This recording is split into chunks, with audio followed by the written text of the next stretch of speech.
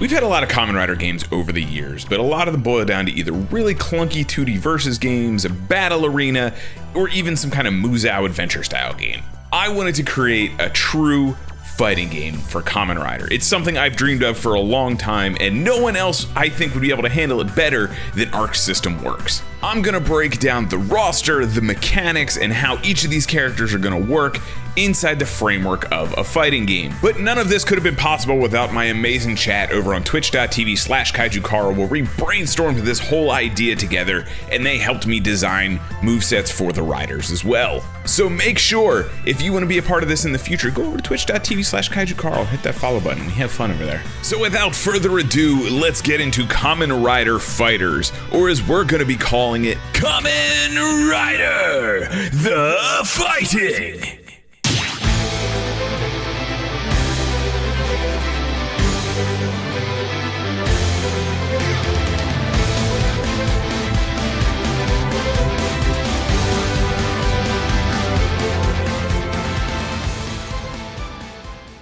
A fighting game lives or dies by its roster and its mechanics.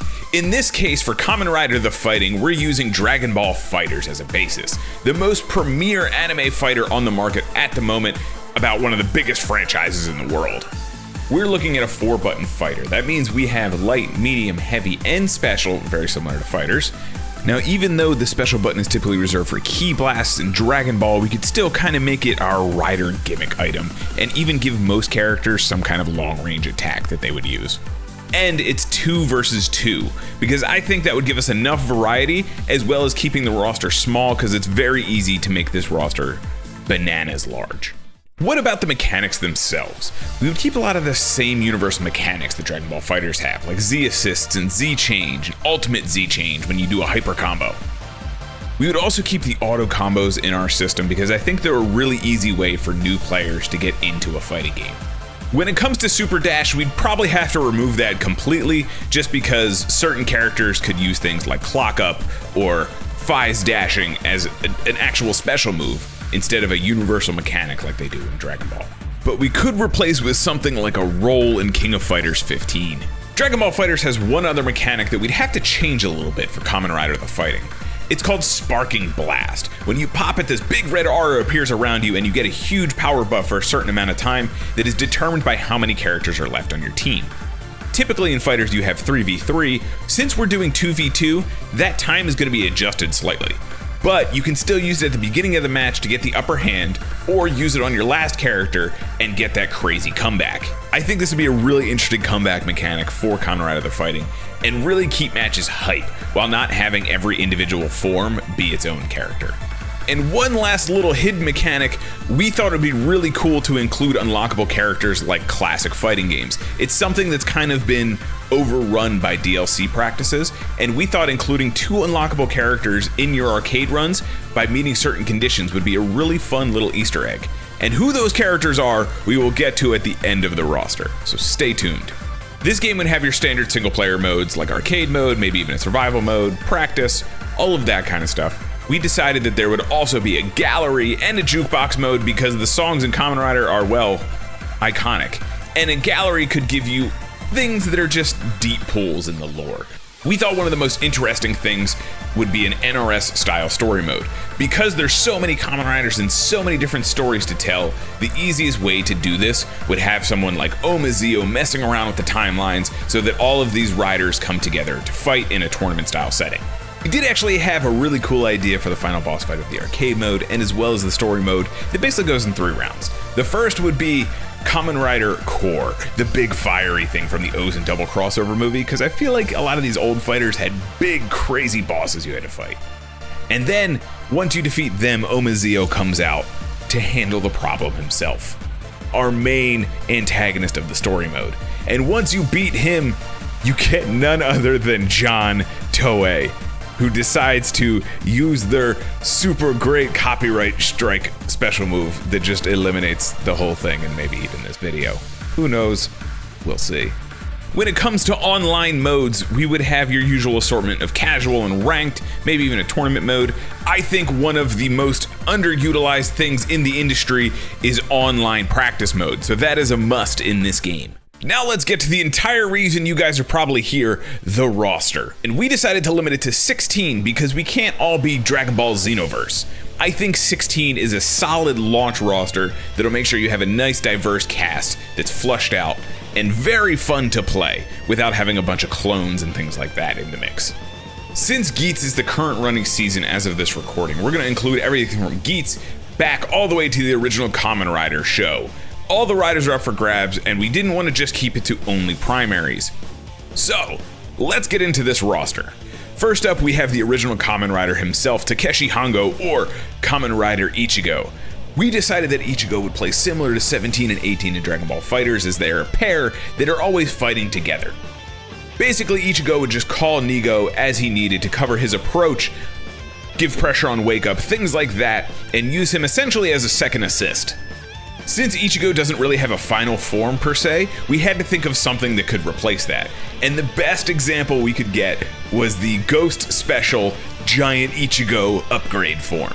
And I thought it would be really fun if he acts kind of like Iron Zangief, where he just has full hyper armor the whole time he's still taking damage, just always coming at you. Boom, boom, boom, boom. Dude's ridiculous looking. And to put icing on the cake, a pre-order bonus for Kamen Rider the Fighting would be a Shin Kamen Rider skin for Ichigo and Nigo. Next up in the show representation is Kamen Rider Black, someone we thought we couldn't have a Kamen Rider fighting game without including. He would play almost like Chie and Akihiko from Persona 4 Arena, where he does a lot of punching, some kick combinations, and very in-your-face, almost rush-down character. But most importantly, one of his supers would be like Ghost Rider in Marvel vs. Capcom 3, where he hops on his motorcycle and just goes to town because at least one of these guys has to get on a motorcycle. For another show rep, we decided Tackle from Kamen Rider Stronger would be our main rep. Having a female rider in the game just mixes up diversity of the cast, and also we came up with a clever idea that Tackle would play a lot like Videl in Dragon Ball FighterZ, where she's doing your combo, she's your main fighter on the screen, but every time you hit special, Stronger would come out with some big ridiculous attack. And for a deep pick in Showa, we thought we'd go with something a little more interesting, someone to get the niche crowd in here. We went with Kamen Rider Super 1, because using his gloves for all of his special moves could give him a huge variety and make him feel super unique from everyone else in the cast. Kuga starts off our Heisei representation, and we decided he would be kind of like a stance character, able to switch between Pegasus, Dragon, and Titan on the fly, and maybe even get an install where he does his rising forms with his super. Faiz we also included to have sort of a unique playstyle from the regular punch and kicks. He would be a little bit harder hitting, kind of like Casshern in TVC, or Nanase in Uniclear, where he's dashing around all over the place, and we really thought a fun way to do his sparking would be for him to go into his Orphanok form and just become a pure Berserker character. Now, if you're on this channel and you know me, we wouldn't make a roster without including my boy Blade, and I think it would be really cool if he could spend some meter to change the properties of his special moves. He would have a separate meter altogether that's his SP, TP, KP, whatever the hell they call it in the show, and that's what buffs his attack to either do an OTG or a wall bounce property, things like that. Ibuki is our deep pick for the Heisei riders, and we also needed a zoner for the roster, again to keep diversity around. They would blast you from across the screen with their horn, maybe using setups and traps to keep your character locked down as they start all of their shenanigans. Now, we couldn't make a Kamen Rider game without a couple fan favorites in here, like Gaim, who would play almost like Hayato from MVC2, doing all kinds of cool sword moves, almost like a Shoto, but not quite there. And just to make sure everyone knows, Kachidoki would be his level 3, and he's gonna fire a huge laser across the screen, because we can't have Gaim without Kachidoki. Another fan favorite we wanted to include was Kamen Rider Oz, but we also wanted to keep his core mechanic intact. He has a bajillion different forms, not just the complete combos, so we wanted to have a fun way that we see some of this other stuff, and we decided a Rekka character would be the best way. So a Rekka means you input a motion like quarter circle forward, and then followed up quickly by either a directional input or another quarter circle motion, and that changes the path of the special move. You have all kinds of options out of this, just like Oz has all kinds of core options. But his special moves would still be his big combinations like Garakiriba and La Torita. We also wanted to include Kamen Rider build, and we kind of came up with a unique way to play him off other than just being your typical Kamen Rider. He would play a lot like Ryu from Marvel vs. Capcom 1, where he's a Shoto character out the gate, but he can use a super to change his form into either Rabbit Rabbit, Tank Tank, or Max Hazard. And that would change his playstyle and the properties of his moves as he uses them depending on which form he's in. And last, to round out our Heisei Phase 2, we decided to go with Ex-Aid because this is a video game and Ex-Aid is a video game rider. It wasn't hard to figure out. We also thought it'd be really cool if he had an install type playstyle where he dumped meter into leveling up and getting different powers and abilities, kind of like adult Gohan from Dragon Ball FighterZ. And moving into our Reiwa peeps, we went with 01 because eras. Originally, we thought Aruto would play like a Shoto character with a counter, but instead we decided to center his playstyle around the counter itself, playing almost like UI Goku in Dragon Ball FighterZ. He would zip around using his Progrise keys, doing really unique moves, and really just being able to counter anything that comes at him, because Aruto does a lot of spinning when he fights, and we thought it would be a cool little animation for this counter. And again, to mix up playstyles, we wanted some rep from Saber, so we went with Buster, who would be our big body of the roster. He just has these big normal attacks, he can hyper armor through things, but he's not invincible, and he just is all around terrifying when he's on screen. For our Revice representation, we went with Jean to have another female in the roster and just mix it up a little bit. We thought she would play a lot like Dante in Marvel vs. Capcom 3, or even like Monster Hunter or Arthur, where she has these special moves, and if you input it again really quickly, it alters the special moves.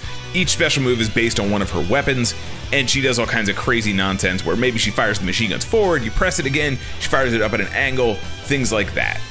And last but not least, the current running season Geats, we decided to go with Tycoon, just so we had this cool kind of teleporty ninja style character in there who can, if anyone's in teleport mix-up, this is the dude for you.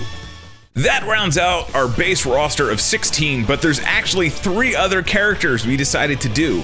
I mentioned earlier that there's 2 unlockables in this game, and those would be our very own riders on the channel, Ixa and Anzen.